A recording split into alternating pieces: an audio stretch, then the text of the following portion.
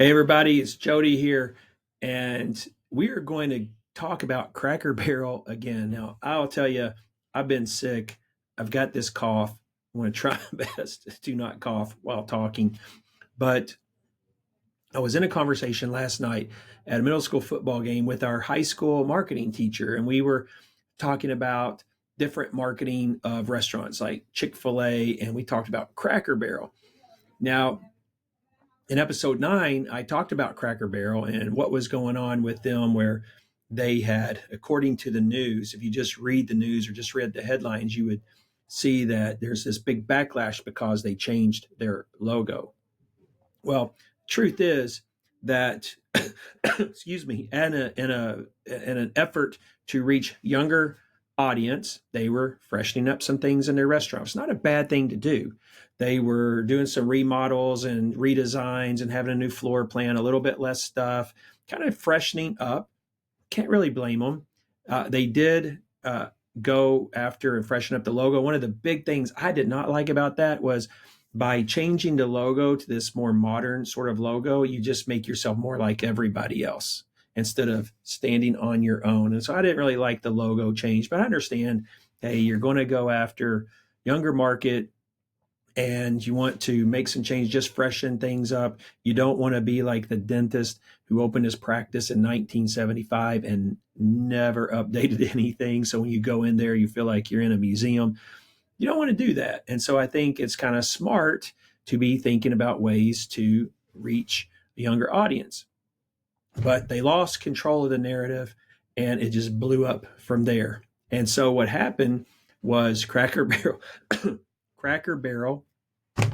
CEO goes on to the Today Show, and she's been interviewed by Michael Strahan, probably actually Good Morning America is interviewed by Michael Strahan, and it's one of those feel good interviews. And he goes, well, what if you have backlash? And she says, oh, we've been getting these rave reviews and all my managers are wanting to refresh and it's just great. And then it wasn't. And so Cracker Barrel came out with a statement a few days later after their sales tank, after Wall Street tanks.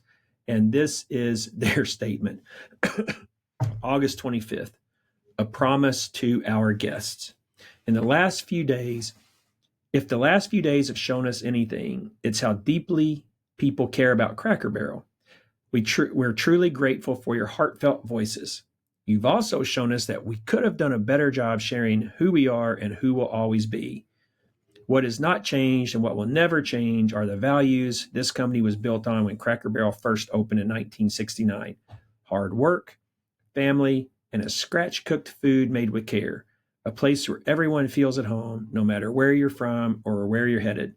That's the Cracker Barrel you'll always find.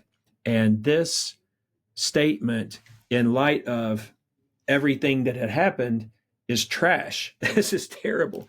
And there's video of the CEO. The news comes out as she's leaving her office or heading into her office, and there's no statement. It's almost like she was a criminal. She's like, didn't say anything. So rewind a few days ago, and she's on Morning Talk or Good Morning America saying, oh, this is great.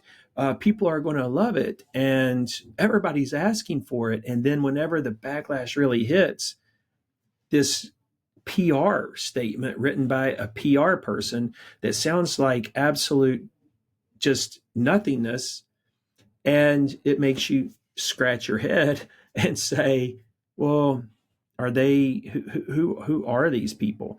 Now, I don't think Cracker Barrel would have had any problems at all had they not also had been at the same time being outed by conservative commentators or conservative influencers about DEI initiatives that they had within the company headquarters. And so what I really think happened, and I mean I really think happened, is that all of this backlash about the logo has more to do with being identified and branded as a woke company than it has to do with their logo. And so that's just, whether you are into that or not into that, that's really what was going on with Cracker Barrel. But the thing to talk about today that I want to stress, where we can learn from this is about being transparent. It's about being authentic. It's about being humble. And so when you are a dentist and you're in a staff meeting and you're talking to your team and you're gaslighting them or you're filling them with some BS line, don't you can never expect that people are going to buy into that. Same thing with your patients.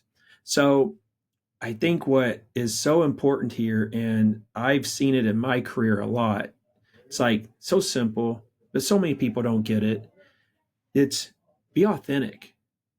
People crave authenticity. And what's so ironic is that the Cracker Barrel here is trying to go after a younger crowd. Well, I just heard this the other day and I'm seeing it with my own eyes. This generation of young people is pursuing Christianity in a way that we haven't seen in decades. And the reason is because they are so hungry for authenticity. What is authentic? This is a generation who grew up, who went through COVID, who had their schools shut down, who had politicians gaslighting them, who had news organizations gaslight them, who had celebrities gaslight them, who had everybody gaslight them. And then they've gone through that. They've gone through the political environment the last few years and seen that nobody's authentic.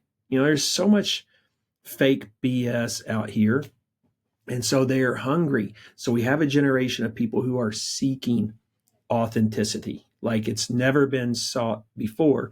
And it's a response to, is a response to the BS and gaslighting at a level that we've never seen before. And so Cracker Barrel, instead of just the CEO hopping right back out on the media circuit going, hey guys, we blew it.